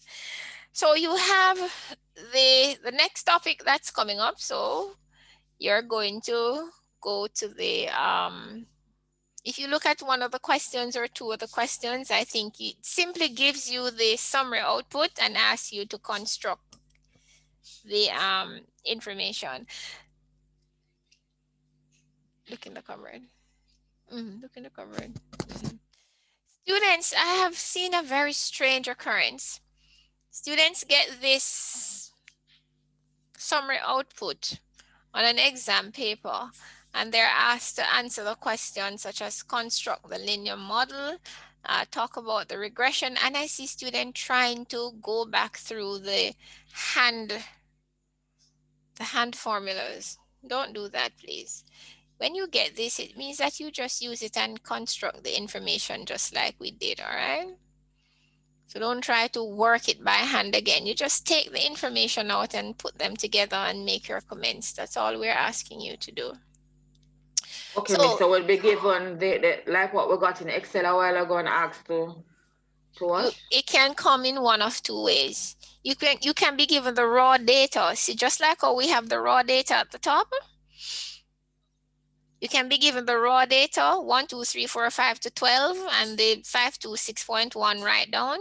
You can be given the raw data and you're asked to crunch it out by your hand, right? Or you can be given the summary output and you're asked to determine the same things that you would have crunched out. So you know how to crunch it out by hand, and you know if you're given the summary output, how to pick up the things and put them together. Yes, Okay, Andrika? okay. Right. Yes, miss. So I'm saying if you're given the summary output, there's no need for you to crunch anything by hand. You just pick them out and put them together. All right. Understood. Good. So we look at the R square and we look at the The intercept and the X R, variable, right. right, and put them together. If you're given the summary output, there's nothing for you to work. If you're given the summary output, you just pick them out, put them together, and make your comment as necessary. If you're given the raw data, it means you have to crunch it out through the formulas. All right? Good. Now, so it means now that, did you find any? All right, so it means now that what you do is you complete, you can just run them through your Excel file, complete them and test them by hand to make sure you are practicing by hand. Good. So you're going to complete everything on your tutorial sheet. What's the next topic? It is project management. Yes, miss. Good. So yes. Project management, questions 1 to 7 on the project management worksheet. So questions 1 to 7 on project management. So that's B, A, complete all questions on, what's this, forecasting. So that's homework. Good. So let me mark the names. Today is the two persons. Miss, I don't know if it's my thing. Sorry, miss. What you said, finish the sheet that we're just doing. Right. Plus question 1 to 7 on project management? Yes. Okay. Yeah. Miss, for next week.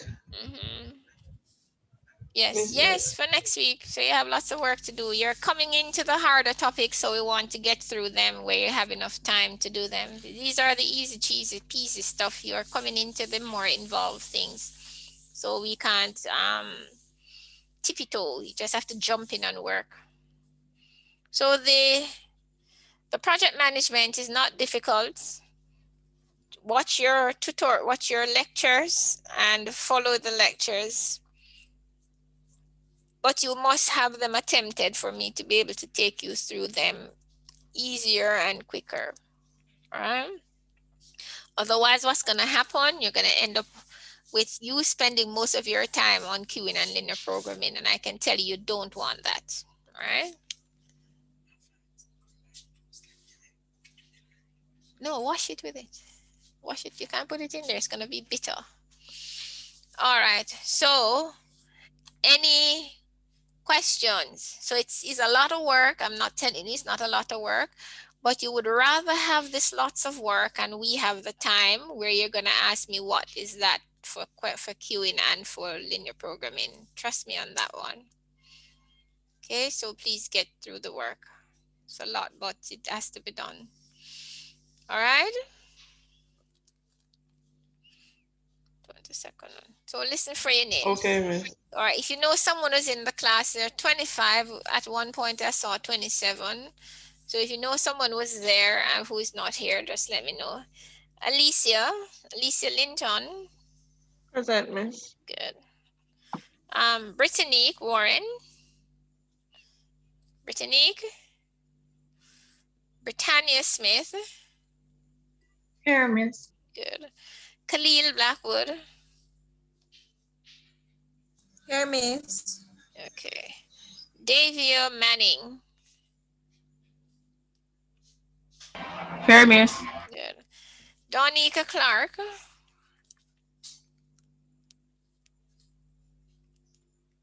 No. Ashari Jones. Miss. Kyle Morrison.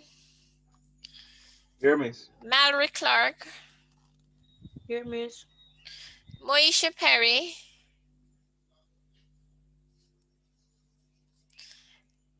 Nisa Samuels.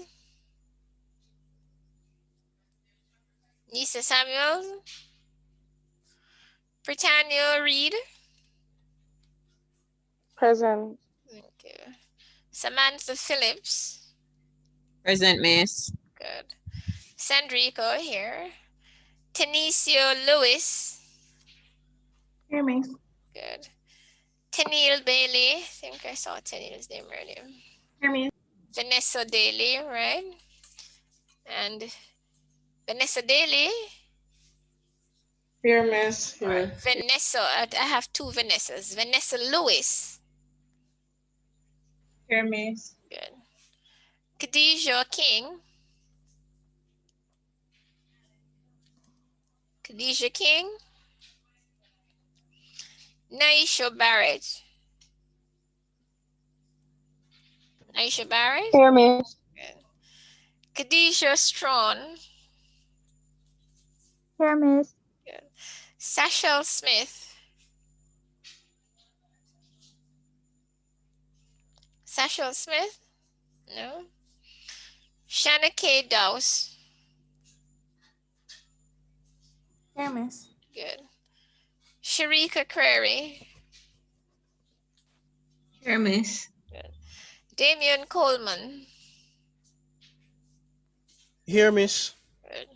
Roxine Jump. Here, Miss. Nicholas Monroe. I know he was here. Here, Anybody? Miss. Good. Anybody has not heard his or her name? Let me just make sure. Nisa Samuels, Donika Clark, Brittany Warren. Those three persons are not here. Anyone knows if they were ever here and left? All right. So that is it. Any questions?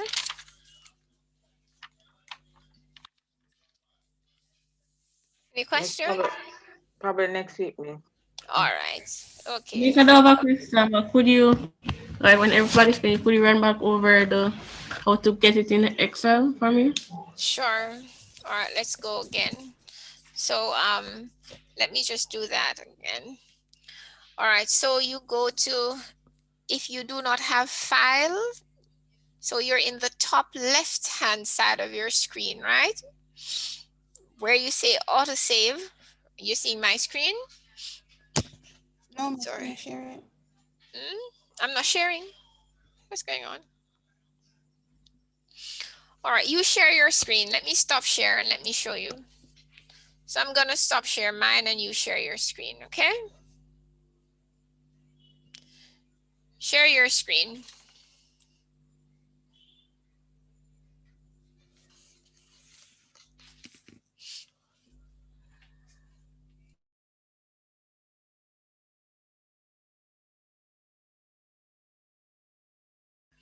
Are you sharing your screen?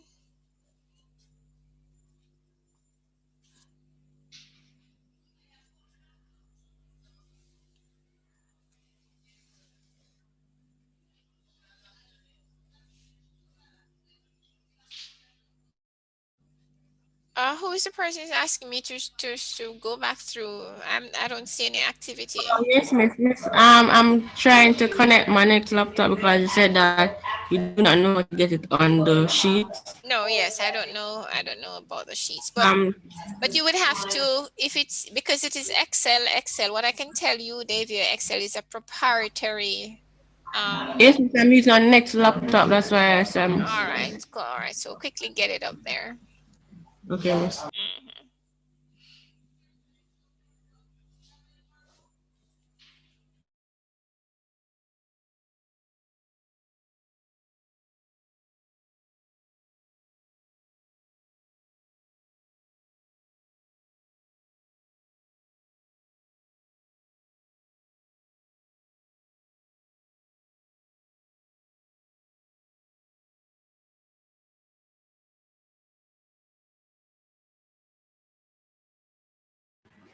Miss, seeing that we have done this in Excel, do we always have to go through the whole process in order to generate the summary output?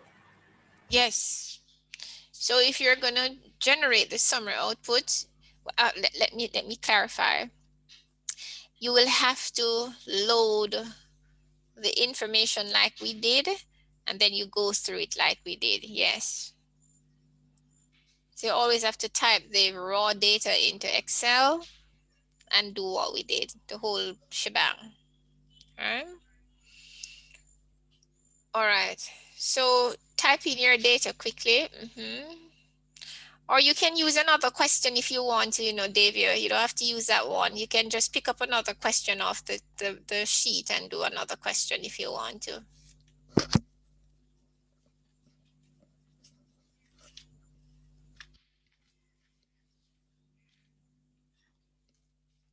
All right, so you're just using that. All right, good. So click on your Microsoft button.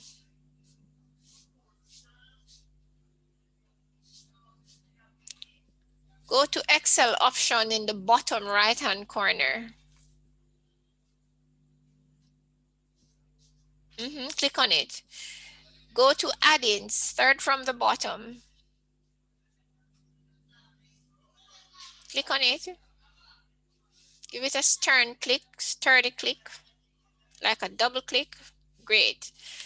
Highlight analysis tool pack. Highlight it, click on it, click go. Click go now. Davia? Yes, I'm not seeing it. Yeah, no, it didn't come up as yet. Click in the little box that is to the left of analysis tool pack. So you click in the little square box to the left. Mrs. On? Yes. Click in the square box. Click in the box. You have to click in the box.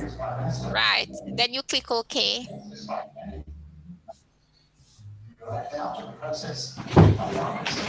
Good. Now click on data. So go to the top of the toolbar and click on data. Go to the far right where you would close the application and click on data analysis. Yes, click on it. Give it a turn click. Good. Scroll down through this and look for regression.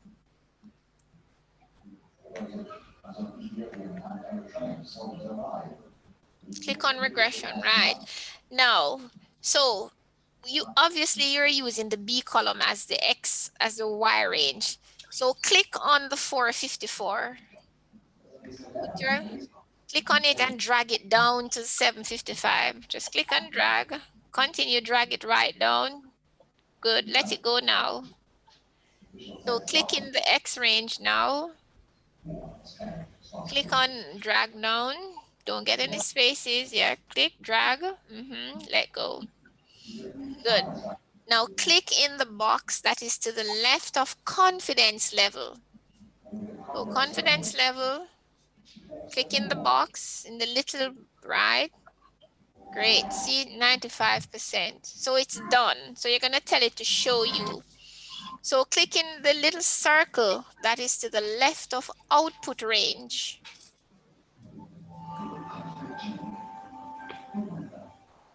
Click it right. So go to the white box that is opened up now.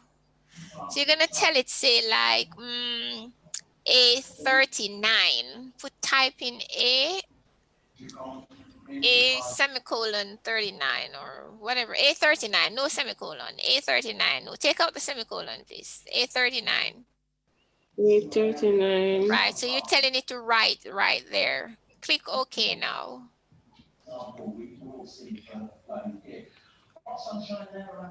Right, there you go.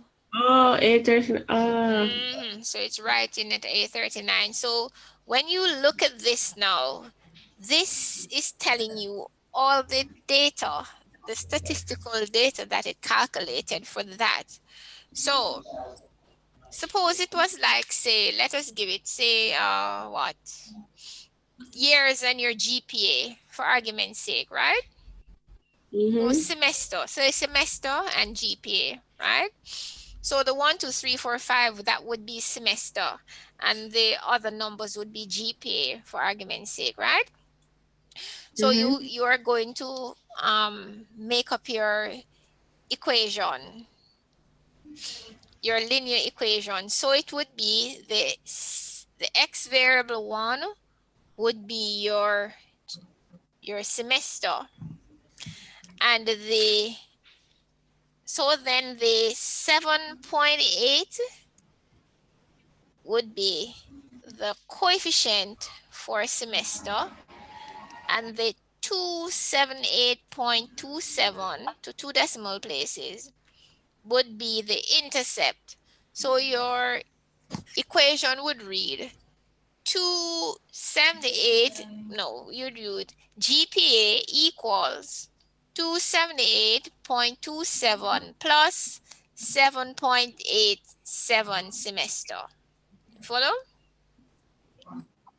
Mm-hmm. Good.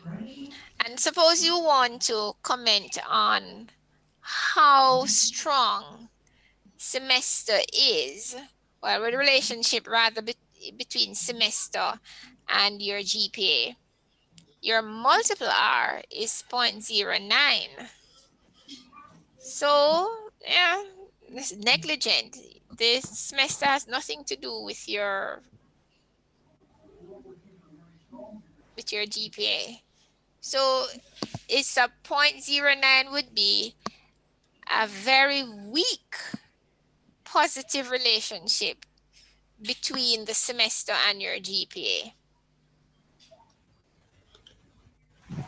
And then now, is there a relationship between semester and GPA?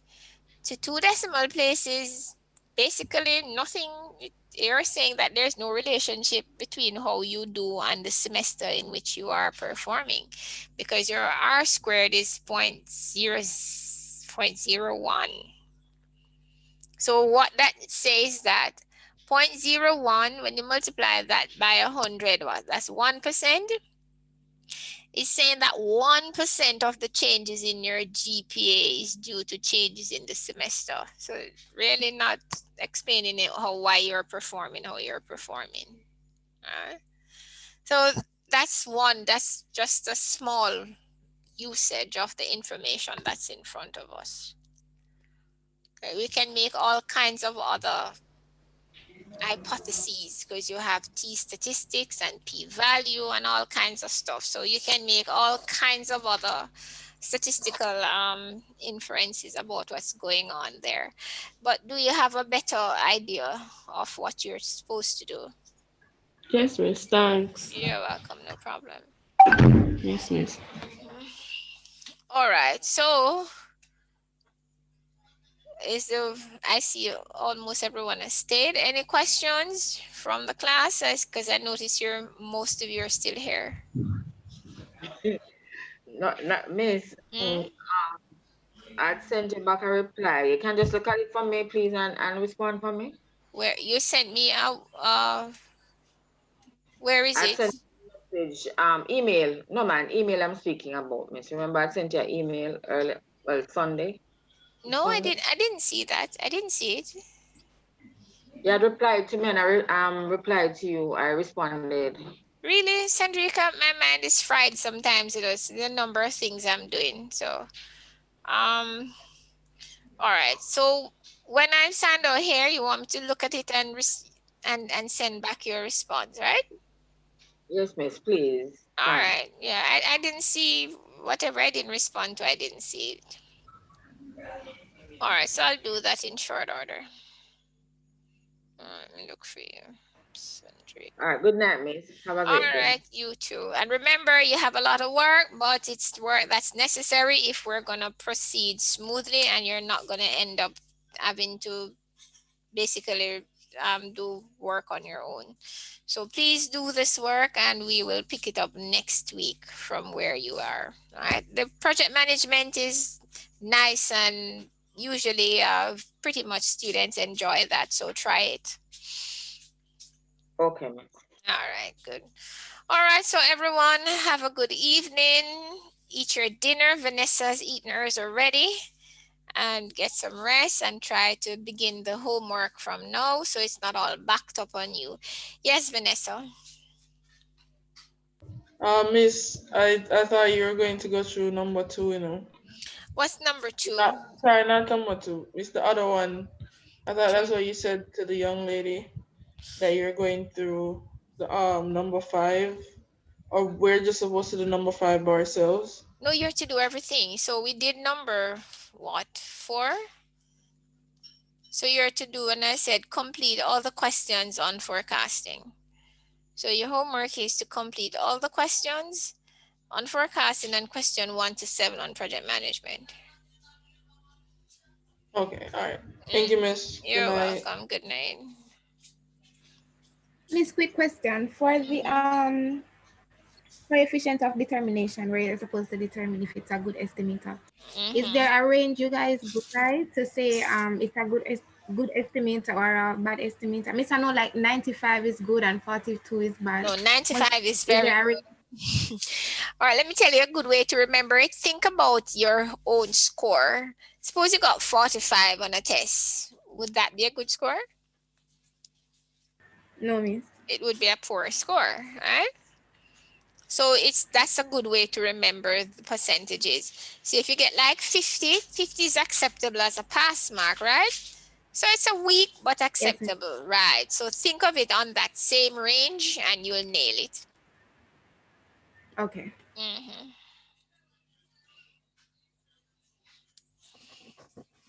Any other questions? Sandrick.